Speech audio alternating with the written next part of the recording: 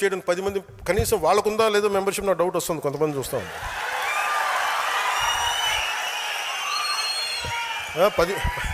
10 మంది మెంబర్షిప్, 10 మంది మెంబర్షిప్ని కూడా చేయలే. మీరు అంత మొహమాట పడితే మీరు నాయకులు ఎలా ఎదుగుతారు?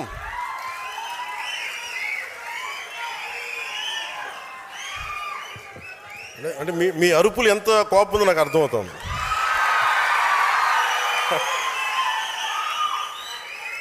అంటే అందరూ ఏమనుకుంటారండి, ఇతను ఎక్కడో కూర్చొని బిల్డింగ్లో కూర్చుంటాడు, బయటికి రాడు, ఇతనికి ఎవరు చెప్పరు అనుకుంటారు. నాకు ఎవరు చెప్పక్కర్లేదు, నేను అన్నీ చూస్తూ ఉంటాను. అరే ఏమి చూడకుండా ఏం అర్థం చేసుకోకుండా ఇంతకాలం పార్టీ నడిపేస్తాం యాక్సిడెంట్గా. ఏదో పెద్ద మనసుతోటి తల్లి బిడ్డ న్యాయం ఇంకోసారి కానీ అనుకోండి. సో దీంట్లో జనసేన మీరు రేపొద్దున తీసుకున్నప్పుడు జనసేన సిద్ధాంతాల గురించి కొంచెం మీకు చెప్పాలి. అంటే మీరే తిట్లు తింటారు.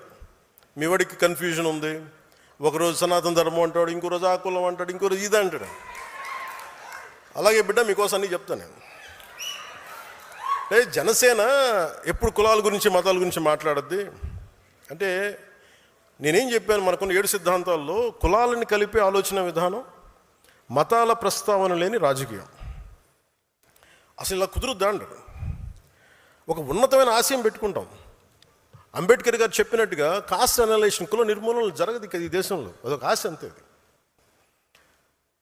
ఈరోజు మాట్లాడితే ఒక కులం ఇంకో కులపు వాళ్ళని అంతర్గతంగా ఇంటర్ కాస్ట్ మ్యారేజెస్ చేసుకుంటే కుల నిర్మూలన జరగదు. దాశరథి రంగాచారి గారు చిల్లర దేవుళ్ళు తెలంగాణ సమాజం గురించి రాసినప్పుడు అక్కడ నవాబ్స్ అణగారిన వర్గాల్లో మీరు నలిపేస్తున్నారు, వాళ్ళందరూ మేము ముస్లింలు చేర్చుకుంటామంటే ఇస్లాంలో వాళ్ళని తీసుకున్న తర్వాత కూడా కులాలు పోలేదు. వాళ్ళకి మాకు పడదండి, మేము వేరే ముస్లిమ్స్, వాళ్ళు వేరే ముస్లిమ్స్, ఇట్లాగే ఆ కులాలు అక్కడ కూడా వెళ్ళిపోయినాయి. అలాగే ఎథీస్ట్ అని చెప్పుకుంటారు కొంతమంది. నేను దేవుడిని నమ్మనండి, ఆమె ఎథీస్ట్ అండి, but still they don't leave their caste tag. వాళ్ళ కులాలను వదలరు. మతం మారిపోయామంటారు, కులాల ట్యాగ్స్ని వదలరు. అంటే ఇది వాస్తవం కదా.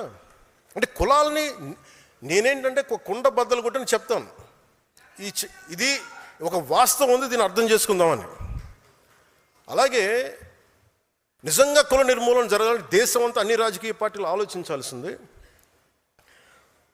బీసీ సాంఘిక సంక్షేమ వసతి బాలికల గృహం, ఎస్సీ ఎస్టీ బాలికల గృహం, ఎస్సీ బాలుల గృహం.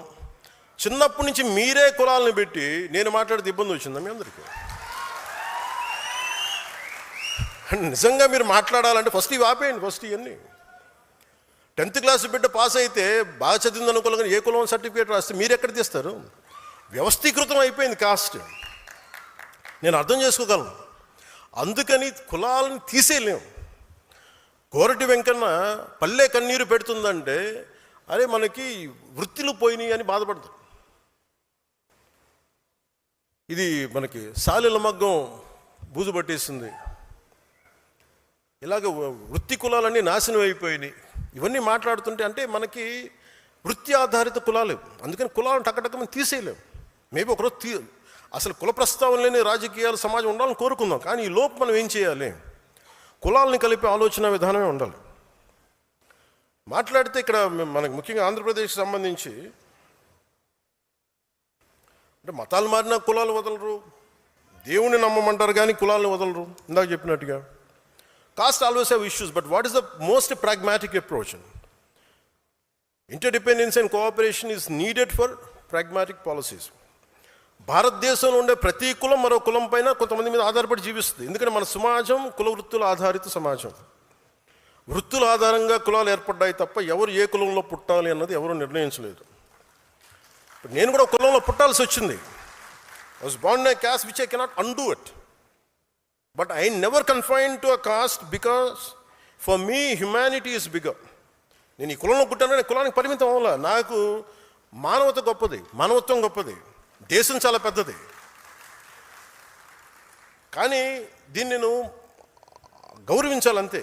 నన్ను ఒక కులానికి పరిమితం చేయాలని ఎన్నిసార్లు ప్రయత్నించారు.